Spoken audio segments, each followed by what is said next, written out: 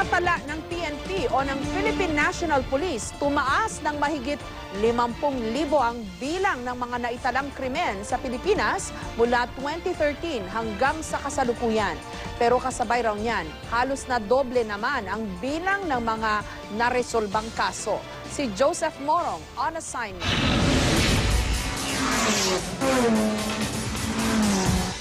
Sa loob ng humigit kumulang 15 taon na pagpapakadulubhasa at pag-iensayo, naihanay ni Ferdinand Enzo Pastor ang Pilipinas sa mga bansang nag-ahari sa mundo ng karera. Pero sintulin din ng pag-arangkada ng karera ni Enzo ang bilis ng pagkitil sa kanyang buhay.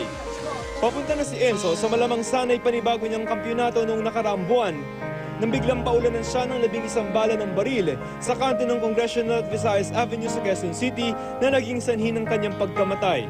We want to settle this matter as soon as possible, but it was explained to us by the authorities. It takes time to build the case carefully. Kabilang si Enzo sa tumataas na bilang ng high-profile crime case sa bansa. Kung susuriin ang datos mula sa Philippine National Police, tumaas na mahigit 50,000 ang bilang ng mga krimen sa Pilipinas mula 2013 hanggang sa kasalukuyan.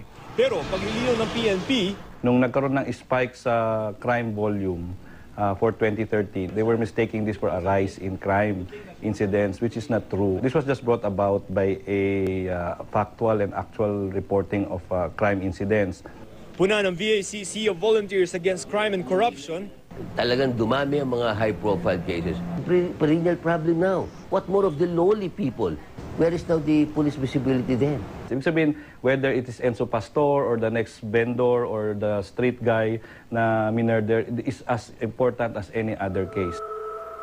Pero pagdating naman daw sa mga kasong naresolba na mula noong nakaraang taon hanggang sa kasalukuyan, tumaas naman ang bilang nito mula 70,030, halos na doble sa 135,330.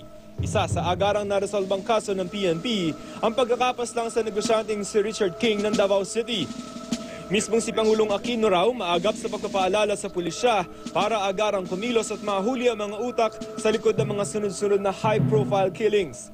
What I can say is that the President takes a very serious and hands-on attitude when it comes to crime and police matters. We feel that the peace and order really has deteriorated and has a breakdown nationwide. Sa loob lamang ng isang taon, tumaas mula 50.33% hanggang 57.98% ang average monthly crime rate. Pero ayon sa PNP, patuloy din namang tumaas ang bilang ng mga krimeng umuusad at kalaunay nareresolba mula Enero hanggang Hunyo ng taong 2013 hanggang taong 2014. We're gaining headway in the fight against crime and securing peace in our land.